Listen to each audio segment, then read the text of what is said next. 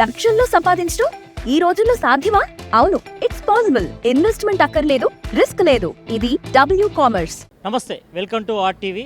Phone tapping కేసులో ఈరోజు SIT ముందు బీఆర్ఎస్ వర్కింగ్ ప్రెసిడెంట్ కేటీఆర్ హాజరయ్యారు. అయితే ఇదంతా కూడా డైలీ సీరియల్ని తలపిస్తుంది. మరి ఈ కేసులో పెద్ద పసలేదంటూ కూడా ఇప్పటికే ఇటు హరీష్ రావు, కేటీఆర్ కూడా విమర్శలు చేశారు. మరి ఇదే విషయంపై మరి కాంగ్రెస్ నేతలు ఏమంటున్నారు? ఇదే విషయంపై మనతో పాటు మాట్లాడేందుకు ఎమ్మెల్సీ అద్దంకి దయాకర్ ఉన్నారు. వాళ్ళతో మాట్లాడదాం. అన్న, అసలుకి ఈ ఫోన్ ట్యాపింగ్ వ్యవహారంలో అసలు పసలేదు, ఇది అనవసరమైన కేసు, ఇది రాజకీయ కక్ష సాధింపు చర్యలు తప్ప అసలు ఇందులో పసలేదని కేటీఆర్ ఇటు హరీష్ రావు అంటుండు. ఆ కామెంట్ ఎట్లా చూస్తారు? ఆయనకేమో డైలీ సీరియల్ లెక్క కనబడుతుంది, మనకేమో డైలీ క్రైమ్ ఫైల్స్ లెక్క కనబడుతున్నాయి. ఒక్కటి కాదు కదా, ఒకదాని తర్వాత ఒకటి అంతా డైలీ క్రైమ్ చేసిండు కాబట్టి ఆ డైలీ క్రైమ్కి సంబంధించిన ఫైల్స్ ఒక్కొక్కటి భయపడుతుంటే వాళ్ళకు ఫైల్స్ వస్తున్న పరిస్థితి కాబట్టి అది ఒక ఆయన తుస్సుబూసు కేసు అంటాడు, ఒక ఆయన లొట్టపీసు కేసు అంటాడు. దానికి మీకెంత చలి జ్వరం వస్తున్నదో అందరికీ తెలిసిన పరిస్థితే కాబట్టి మరి దానికి ప్రచారాలు ఎందుకు, ఆర్భాటాలు ఎందుకు, హంగామాలు ఎందుకు? ఏం కాదని తెలిసే ఉన్నది కదా. కాబట్టి తప్పులు చేసేటప్పుడే ఈ పరిస్థితి ఆలోచించుకోవాల్సింది. తప్పులు చేసిండు కాబట్టి వాళ్ళు తప్పని పరిస్థితిలో ఈ పరిస్థితిని ఎదుర్కొంటుంది. ఈ ఫోన్ ట్యాంక్ సంబంధించి దాదాపు 2 సంవత్సరాలుగా విచారణ కొనసాగుతుంది. ఇందులో విచారణతోనే సరిపెడతారా, ఏమైనా అరెస్టులు ఉంటాయా? అరెస్టులు అనేది మన చేతిలో ఉండదు కదా. సిట్ ఇచ్చిన రికమెండేషన్స్ బట్టి, కోర్టు ఇచ్చే డైరెక్షన్స్ని బట్టి ఉంటుంది. ఉండే అవకాశం ఉండదు నాకు అనిపిస్తుంది. ఇంకా అయిపోలేదు విచారణ, ఇంకా చాలామంది ఉన్నారని చర్చ వస్తుంది కదా. దాని తర్వాత వాళ్ళు నిర్ణయం తీసుకుంటారు. ఆ నిర్ణయానికి అందరం కట్టుబడి ఉందాం. మీరు శుద్ధపూసలైనా, లేదంటే పరమ పవిత్రులైనా, లేకపోతే క్రిమినల్స్ అయినా కూడా సిట్ ఇచ్చిన ఆధారాలను బట్టి మనం నిర్ణయాలు తీసుకుంటాం. మొన్నేమో హరీష్ రావుని విచారణ చేస్తారు, ఈరోజు కేటీఆర్ విచారణకు హాజరయ్యారు. మరి రేపు కేసీఆర్ అయినా విచారణకు హాజరయ్యేది? ఉంటే ఆయన ప్రమేయం కూడా ఉంటే తప్పదు కదా. కేసీఆర్, కేటీఆర్ ఏంది, ప్రధానమంత్రి అయినా, ముఖ్యమంత్రి అయినా, మాజీ ముఖ్యమంత్రులైనా ఎవరైనా చట్టం ముందు అందరూ సమానులే. కాబట్టి దాంట్లో ఆయన విచారణ అర్హత కలిగి ఉంటే కంపల్సరీ నోటీసులు పోతే ఆయన కూడా అటెండ్ కావాల్సి వస్తుంది. ఈ బొగ్గు గనులకు సంబంధించి టెండర్ల విషయంలో పెద్ద ఎత్తున గోల్మాల్ జరిగింది. ఇందులో సీఎం రేవంత్ రెడ్డి బామ్మర్ది సుజన్ రెడ్డికి అనుకూలంగా టెండర్ల విషయంలోనే మరి ఇందులో ఆ కుంభకోణాన్ని బయట పెడితేనే మరి ఇందులో రాజకీయ కక్ష సాధింపు చర్యలో భాగంగా, మరి అటెన్షన్ డైవర్షన్లో భాగంగానే మరి ఈ రకంగా ఈ ఫోన్ ట్యాపింగ్ వ్యవహారంలో విచారణకు పిలుస్తారంటూ కూడా ఇటు మొన్న హరీష్ రావు, ఈరోజు కేటీఆర్ కూడా అంటుండు. ఇప్పుడు 4 బొగ్గు టెండర్లో 4 టీఆర్ఎస్ వాళ్ళకే మరి టెండర్లు వచ్చినాయి. 4 టీఆర్ఎస్ వాళ్ళకి వచ్చినప్పుడు కాంగ్రెస్ వాళ్ళకి చేసుకుంటే టీఆర్ఎస్ వాళ్ళకి ఎందుకు చేసినాం? మేము పారదర్శకంగా జరిగితేనే టీఆర్ఎస్ వాళ్ళు కూడా టెండర్లు ఎలిజిబిలిటీ అయితేనే కదా వచ్చింది వాళ్ళకు. మరి స్కామ్ అని అంటే మీ వాళ్ళకే స్కామ్ చేసి తెచ్చుకున్నారా ఎట్లా, నాకు అర్థం కాలే మరి.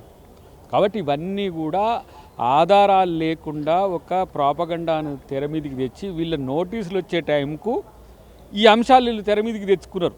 ఇగో స్కామ్ జరిగిందని ఒక ఆయన, జిల్లాలు మారుస్తుందని ఇంకొక ఆయన, ఈ పిచ్చేషాలు వేసుకుంటే డ్రామాలు మొదలుపెట్టింది కాబట్టి మిమ్మల్ని ఎవరు పట్టించుకోరు. లేని అబద్ధాన్ని సృష్టించడం వల్ల కొత్తగా వచ్చే లాభం లేదు. కాబట్టి అవి దాంట్లో పారదర్శకత ఏంది, దాంట్లో ఏం జరుగుతుందని రేపు చూద్దాం. ఫస్ట్ దీనికైతే మీరు సమాధానం చెప్పే ప్రయత్నం చేయండి. అంటే మొన్న హరీష్ రావు ఇటు బొగ్గు గనుల టెండర్ల విషయంలో ప్రెస్ మీట్ పెట్టిన తర్వాతనే నెక్స్ట్ డేనే సిట్ విచారణ పిలిచింది. అంటే ఇదే విషయంలో మరి రాజకీయ కక్ష సాధింపు చర్యనే అంటున్నారు. సిట్ విచారణ రేపు ఉన్నదన్నందుకే ఈయన ఇది పెట్టిండేమో, ఇది డైవర్ట్ టాక్టిక్స్ ఏమో. వాళ్ళకి బాగా ఎరక ఇట్లాంటి ఈ పిచ్చేషాలు వేయడం అనేది కొంచెం బీఆర్ఎస్ వాళ్ళకి బాగా తెలుస్తుంది. దట్టు కేటీఆర్, హరీష్ రావుకి ఇంకా బాగా ఎరక. ఆయన జిల్లాలది ఎందుకు ముందుకు పెట్టుకుండో, ఈయన బొగ్గుదని ఎందుకు పెట్టుకుండో అందరికీ తెలిసిన విషయం. కానీ మీరు చేసిన నేరాలు, ఘోరాలు ఫస్ట్ అది దానికి సమాధానం చెప్పిన తర్వాత మిగతా ఆయన ఆలోచిద్దాం. ఇది ఒక పరంపరగా కొనసాగుతూనే ఉంటాయి వీళ్ళ మీద విచారణలు అనేది. ఒక్కటి కాదు వీళ్ళు చేసిన నేరాలు. అధికారాన్ని అడ్డం పెట్టుకొని తెలంగాణ ప్రజలు ఇచ్చిన అధికారం అనేది వాళ్ళకు సేవ చేయడానికి అనేది కాకుండా వాళ్ళు ఉపయోగించుకోవడానికి చేసింది కాబట్టి వాళ్ళకి ఆ కర్మ వచ్చింది. మీరు స్టోర్ క్రియేట్ చేసి లింక్ లేదా క్యూఆర్ ని షేర్ చేస్తారు. కస్టమర్ ఆర్డర్ ప్లేస్ చేస్తారు. డెలివరీ, రిటర్న్స్, రిఫండ్స్ అన్ని ప్లాట్ఫామ్ హ్యాండిల్ చేస్తుంది. ఇప్పటికే ఇటు కాళేశ్వరం కమిషన్ విచారణ జరుగుతుంది. మరోవైపు ఇటు ఫార్ములా ఈ కార్ రేస్ విధానానికి సంబంధించి కూడా కేటీఆర్ని కూడా విచారణ చేశారు. ఇప్పుడేమో ఫోన్ ట్యాపింగ్ వ్యవహారం. అంటే ఓన్లీ విచారణలతోనే కాలయాపన చేస్తారా, మరి నెక్స్ట్ అరెస్టులు ఉంటాయా? కాదు, వాళ్ళని అరెస్టే ముందు చేసి తర్వాత విచారణ చేద్దామంటే అట్లనే చేద్దాం, దానికి వాళ్ళు ఒప్పుకుంటే మరి.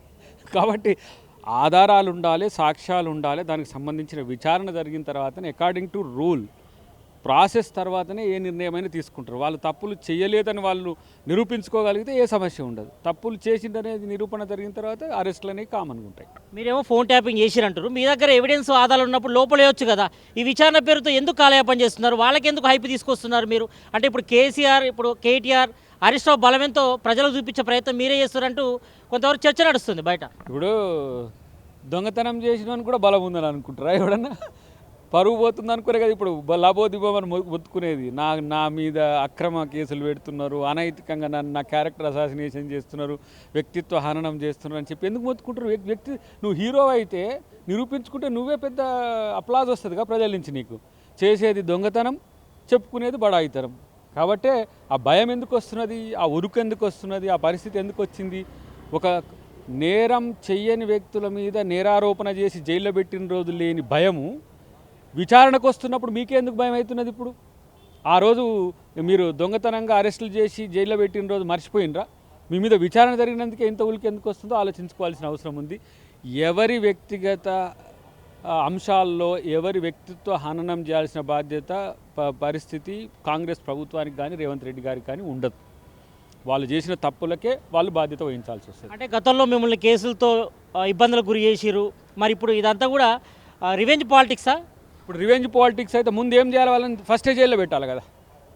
ఇంకా రివెంజ్ ఏంది? వీళ్ళు ఏమంటారు అన్నాడు కదా, ఒక పదం ఏదో అన్నాడు కదా, ఈ బచ్చకాయలు ముచ్చట్లు వీళ్ళు అరెస్ట్ చేసి వీళ్ళకి క్రేజ్ పెంచడం ఎందుకు?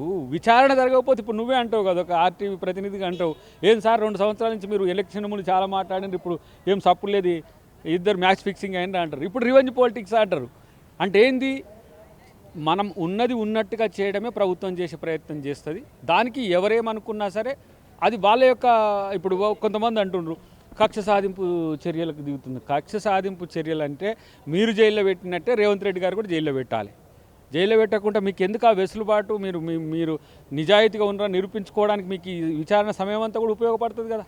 కాబట్టి మేము చట్టబద్ధంగా న్యాయబద్ధంగా పోతాం. తర్వాత ఏ విషయమైనా కోర్టు పరిధిలో ఉంటుంది కాబట్టి కోర్టు నిర్ణయం తీసుకుంటుంది. మొత్తానికైతే ఈ ఫోన్ ట్యాపింగ్ వ్యవహారం అంతా కూడా మరి ప్రజెంట్ అయితే సిట్టి విచారణ అయితే చేస్తుంది. మరి ఇందులో వాళ్ళు ఎందుకు భయపడుతున్నారు, మరి విచారణ ఎదుర్కోవాల్సి ఉంటుంది, మరి చట్టం తన పని తాను చేసుకోబోతుంది. మరి రాబోయే రోజుల్లో కూడా మరి ఇందులో అరెస్టులు కూడా ఉండే అవకాశం తప్పకుండా. ఎవరైనా తప్పు చేస్తే మాత్రం మరి చట్టం ముందు అందరూ సమానం కాబట్టి మరి ఫోన్ ట్యాపింగ్ వ్యవహారంలో నిజంగానే ఫోన్ ట్యాపింగ్ జరిగితే మాత్రం ఇటు హరీష్ రావు గారి, కేటీఆర్ గారి, తర్వాత కేసీఆర్ కూడా అరెస్ట్ అయ్యే అవకాశం ఉంటుంది. మరి ఇందులో చట్టం తన పని తాను చేసుకోబోతుందని కూడా ఎమ్మెల్సీ అద్దెకి దయాకర్ చెప్తున్నారు. కెమెరామ్యాన్ కోటితో సతీష్, ఆర్టీవీ, అసెంబ్లీ నుంచి. హోమ్ మేకర్ అయినా, కంటెంట్ క్రియేటర్ అయినా, కిరాణా షాప్ ఓనర్ అయినా అందరికీ సమాన అవకాశం. భారతదేశం మొత్తం మీద దాదాపు 25,000 మందికి పైగా WCommerce తో స్టోర్స్ నడుపుతున్నారు. Visit www.wcommerce.store.